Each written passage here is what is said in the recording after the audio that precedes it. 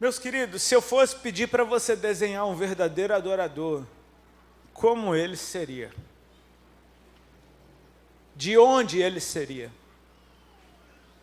Como seria o seu jeito de falar? Como seria o seu jeito de vestir? Eu me lembro que quando eu aceitei Jesus, eu ia para aquelas conferências e quando eu via um cara com chinela de couro, com bandeira de Israel nas costas, carregando um chofar, eu falei, cara, aí vai um verdadeiro adorador. Lembra aquelas conferências que tinha esses crentes do mato, que apareciam os crentes, você fala, de onde é que apareciam esses bichos? Né? Você fala, parece que é outro povo. Você fala, quero ser que nem esse. Sabe, a aparência já disse muita coisa. Agora eu quero que você tente entender como seria nesse tempo você descrever um verdadeiro adorador. Seria que ele teria uma roupa de sacerdote? Porque isso faz sentido, alguém que dedicou sua vida a viver no templo, a operar no templo, a estudar Deus dia e noite, a cumprir os seus mandamentos. Sim, eu creio que é justo você olhar para um sacerdote, vestido como sacerdote, se comportando como sacerdote, e falar, aí vai um verdadeiro adorador. Ou talvez alguém como um João Batista, roupas de pelos de camelo, cinto de couro, comendo mel e gafanhoto, um cara estranho, mas tão estranho, tão cheio de Deus, que você fala, não, esse deve ser um verdadeiro adorador. Não interessa o que a tua imaginação possa fazer a respeito de visualizar e discernir, está aí um cara perfeito, porque a nossa vista engana. Tanto que Samuel, quando vai ungir um dos filhos de Jessé como rei, vem o mais alto, mais bonito, mais forte. Pô, é a lata de Saul esse cara, deve ser esse o rei. E Deus fala, não olhe para a sua aparência. Porque Deus não olha como o homem vê, Deus vê o coração. E de repente o rei é o pirralho, suado, que estava cuidando das ovelhas.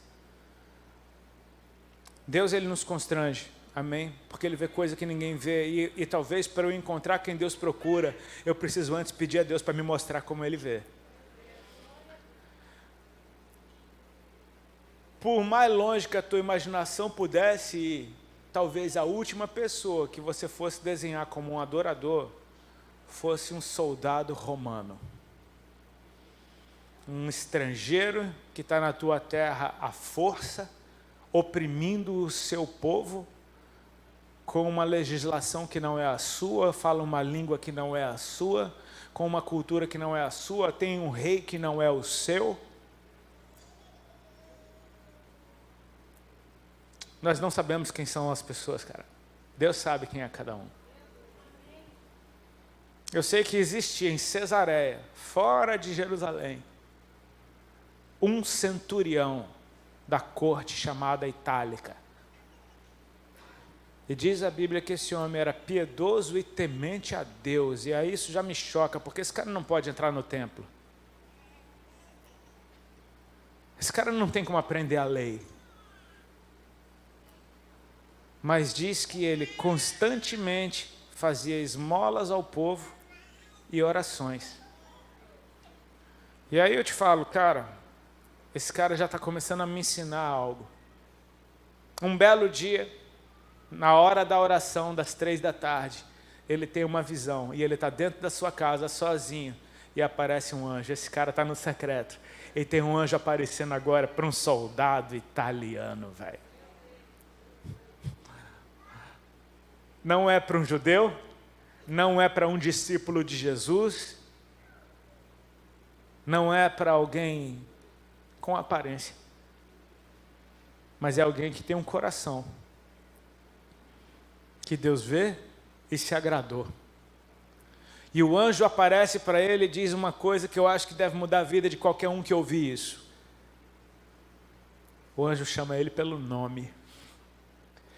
É incrível isso, porque anjos não são oniscientes. Deus é. Anjos são soldados.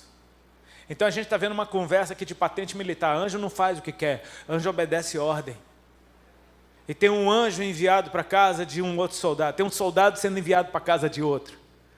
E esse anjo aparece e fala, Cornélio. E isso já me deixa, cara, cheio de expectativa. Por quê? Porque Deus falou o nome. Deus conhece o nome desse cara. Ou seja, esse cara é conhecido no céu. E o anjo diz para Cornélio: as tuas orações e as tuas esmolas são um memorial diante de Deus. Um memorial diante de Deus. Sabe o que é isso? Vai na casa da sua avó e na prateleira tem um memorial da família dela. A foto dos filhos, a foto dos netos. Para ela passar por ali e ficar olhando e falando como eu te amo. Pois é. As orações e as esmolas de Cornélio estavam na prateleira do Senhor. Ele olhando para Cornélio: ô Cornélio, não me conhece, mas tem um coração que eu amei. O incrível é isso, porque a oração e esmola fala desse amor vertical e horizontal. E quando Jesus é indagado sobre os maiores mandamentos, ele diz: ama o Senhor teu Deus com toda a tua força, toda a tua alma, todo o teu entendimento, e ama o teu próximo como a ti mesmo. A oração e esmolas estavam cumprindo esse mandamento, sem conhecer a Deus. Esse cara tem um coração que Deus amou, cara. Sabe o que eu quero te dizer? Que esse homem excluído de promessas, excluído do povo, excluído da comunhão, pior, vestido de inimigo e com ordens para oprimir o povo de Deus, esse cara está na presença, porque tem um memorial dele diante de Deus. É como se você fosse viajar, para os Estados Unidos, e você começasse a comprar umas coisas pela internet e mandar entregar no hotel que você vai ficar. Quando as viagens eram liberadas, assim, eu fazia isso. Em vez de eu sair comprando coisa lá, eu descobri o que eu queria, já comprar pela internet e mandava entregar no hotel que eu ia chegar. Agora, você imagina o cara do hotel, um americano que trabalha no hotel, recebe uma caixa com o nome de um tal de Rodolfo no hotel. E sabe o que essa caixa quer dizer? Quer dizer que o Rodolfo está chegando. Quando algo meu começa a chegar em outro lugar, quer dizer, eu estou chegando. Algo meu está lá. Tem um memorial. Quando o jovem rico, por exemplo, tem um encontro com Jesus e pergunta o que eu faço para herdar a vida eterna, Jesus fala: obedece os mandamentos. E ele diz: eu já faço isso desde a infância. Aí Jesus fala: falta uma coisa para você. Vai, vende tudo que tem, distribui aos pobres e terás um tesouro no céu. Depois vem e me segue. Ou seja, não é perder tudo, é transferir os seus valores. Faz uma transferência, envia isso para o lugar onde você vai. Sua bagagem chega antes. Cornélio estava na presença. Agora o lindo é isso, Jesus, o anjo tem esse recado. Primeiro eu quero saber quem você é diante de Deus. Suas esmolas e suas orações são memorial diante do Senhor. Aí a conversa vira: mas manda alguém a uma cidade chamada Jope, que é aqui perto, e lá tem um tal de Simão, que também é chamado Pedro. Fala até o apelido do cara. Também é chamado Pedro, e ele está na casa de outro Simão, não é para confundir, não traz o curtidor, que o curtidor só quer curtir. Então assim, ele está na casa do Simão, o curtidor, manda ele trazer, porque ele tem uma coisa para te falar, e o anjo vazou. Cara, o anjo não podia falar. O anjo podia falar ou não podia falar?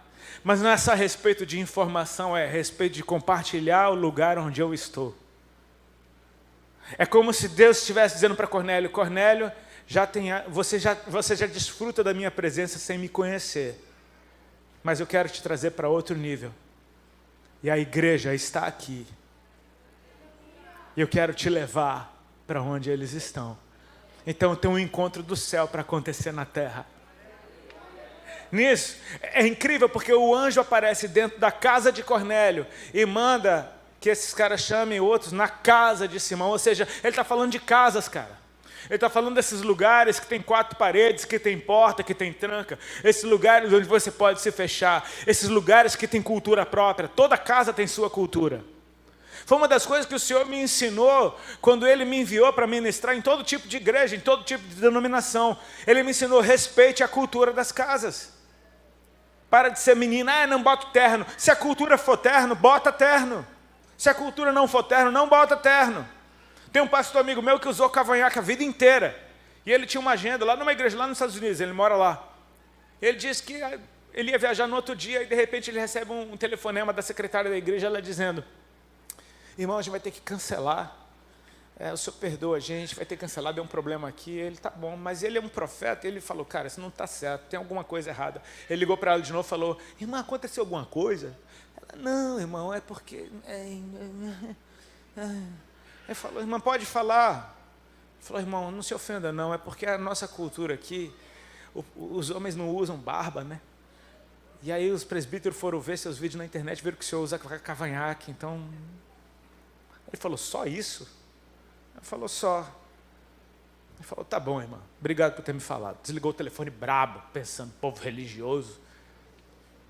Quem já se viu num dia como esse, saiu andando de casa brabo, daqui a pouco o senhor encheu a casa dele e falou: filho, você tira o cavanhaque para ir lá? Ele falou: o quê? Deus falou: porque eu tenho uma palavra dentro de você para aquele povo. Você tiraria o cavanhaque para mim? E ele disse que, cara, quando Deus fala, é aquele negócio, ele não precisa falar muito, não. Porque ele já muda teu coração na hora que ele falou, claro.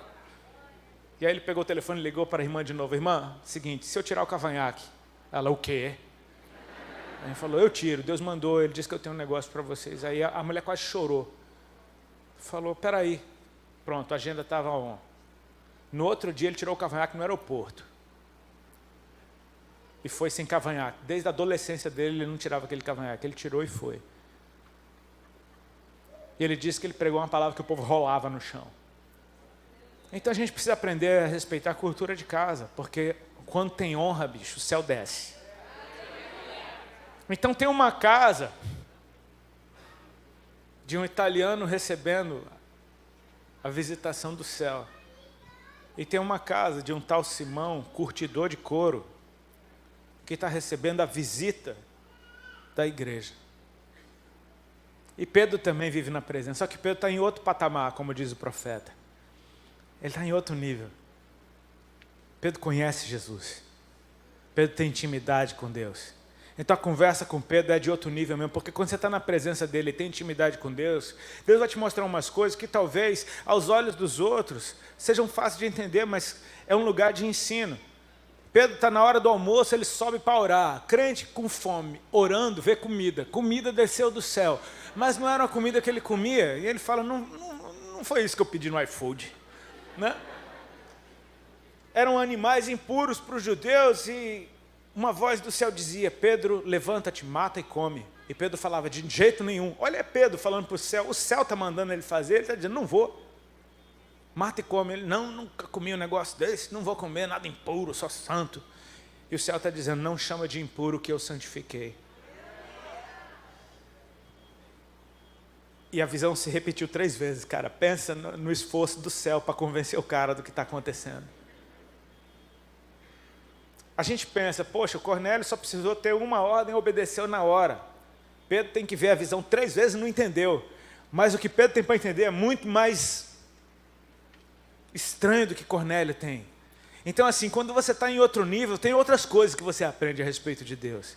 E a gente não pode julgar Pedro ignorante. Cara, Pedro não era nada ignorante. Pedro era o cara que disse: tu és o Cristo, o Filho do Deus vivo. Pedro é a primeira pessoa da igreja que ouviu o céu. Então assim, esse cara não é nada ignorante.